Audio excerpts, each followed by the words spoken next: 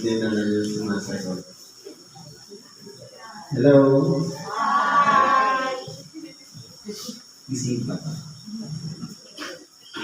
Sa mapagpalang gabi sa bawat isa sa atin. Ito po ay ika-pitong first Saturday o tinatawag ng pagpapasalamat natin sa ating dakilang. Sa pangalan po ng dakilang Panginoong Jesucristo, naway tayo pong lahat ay magkaroon ng sapat o maliwanag at isipan para sa araw na hindi na bahagi natin ngayon sa gabi ito. Sabi po dito sa ikalawa, mga minamahal, huwag kayong magsipaniwala sa bawat espiritu. Kundi inyong subukin ang mga espiritu kung sila'y sa Diyos sapagkat marami nagsilitaw ng mga bulaan propeta sa sanlibutan. Dito po, kung titingnan natin, sino po ba yung kausap dito ni Apostol Juan Bautista? Wala pong iba yung mga taong nasa mababang kalagalan. Yung mga tao na tumutuklas, kumbaga, hindi pa nakakakita ng assurance. Ito, kung aralin natin, yung pula ang propeta, ang sabi ito, nagsilitaw. Ibig sabihin, matagal nang meron. Ito, ang bawat isa na pinagkalooban magpahayag ng salita ng Diyos, ang tawag doon noong unang panahon, propeta. Paano makikilala ang isang bulaang propeta? Sabi po sa Deuteronomio 18:22,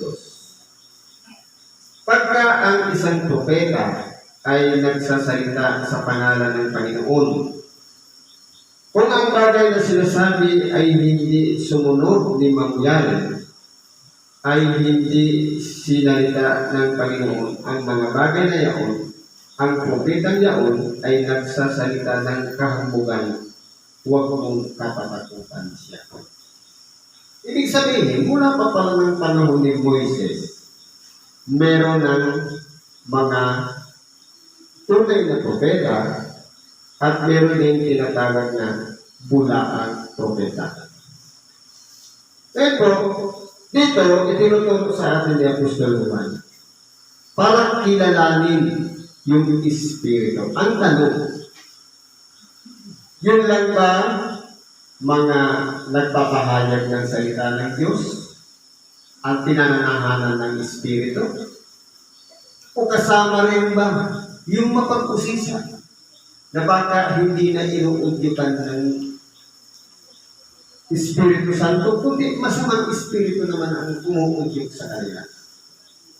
Pagka minsan po kasi, sa buhay natin, kinakailangan po matuto po tayong sumiyasa hindi lang sa ginagawa ng iba, kundi una sa sarili natin. Dahil, kapag halimbawa, wala tayong pruweba, walang patunay, kung hindi mismo natin narinig, pwedeng sabihin natin, ano kaya yun? Espiritu mula sa Diyos o Espiritu ng sanlibutan? Kaya po dito, tinuturuan tayo dito, subukin. Paano natin makikilala? Sabi dito, dito'y nakikilala ninyo ang Espiritu ng Diyos. Ang bawat Espiritong nagpapahayag na si Jesucristo ay naparitong nasa laman ay sa Diyos. Ngayon po, aralin natin ang sitwasyon ng bawat isa sa atin. Paano natin ipapahayag na si Jesucristo nasa laman? Kung pag-aaralan po natin, ano ba ang pinakalayunin ng ating dakilang Panginoon? Bakit siya sinugo at nagkatawang tao? Ano po ang pinaka-purpose ng Diyos? Wala pong iba na tayo pong lahat sa pamamagitan ng kanyang laman at dugo, tayo pong lahat ay magtamo ng tinatawag na kapatawaran. Ngayon, dumaan na yun, matagal na panahon na nag-alay ang ating dakilang Panginoon. Paano natin iuugnay ngayon sa ating buhay sa ngayon? Yung kaugnayan natin doon sa kamatayan, doon sa laman at dugo ng ating dakilang Panginoon. Kung maalala natin, hindi baga sabi rin ni Apostol Pablo sa mga taga-Corinto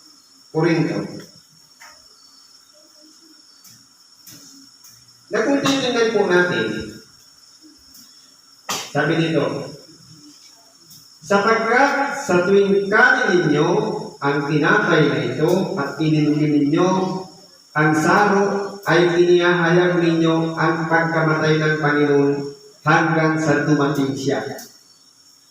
Ibig sabihin, kinakailangan ang pagkakakilanlan ng kaugnayan sa ating dakilang Panginoon. Papahalagahan natin yung kanyang katawan, yung kanyang laman at dugo.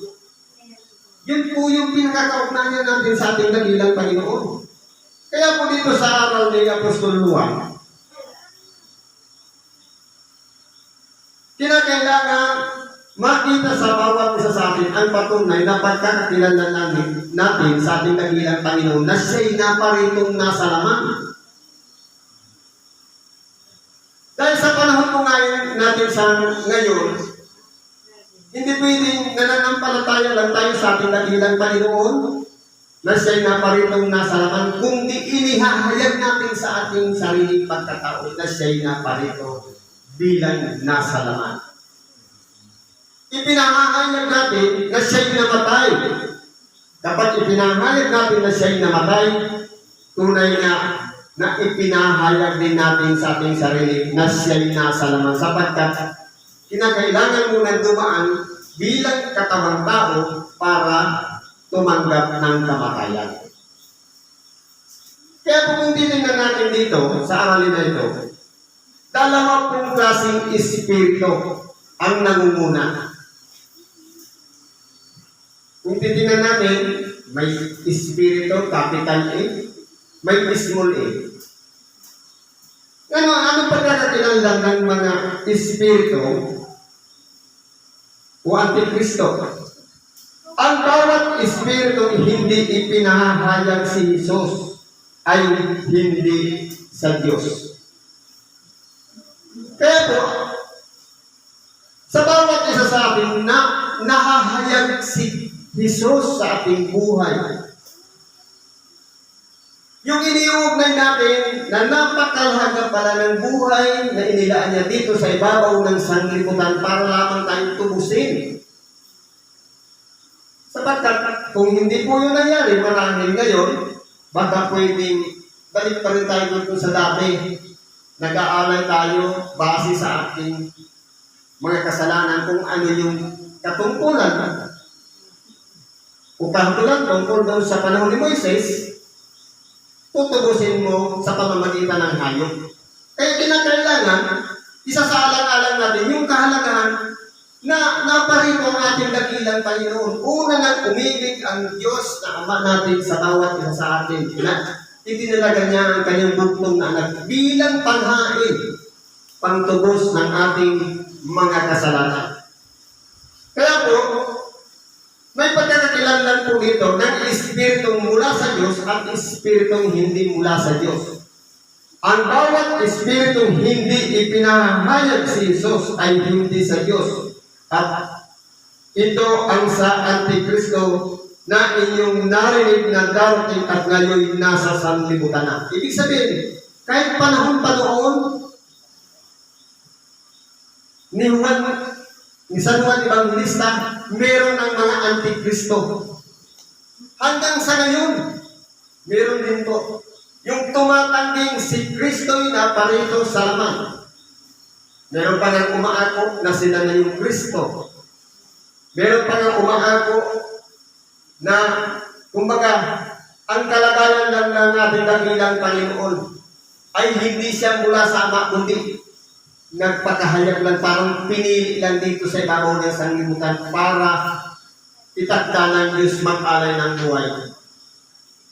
Siya po'y mula sa Diyos.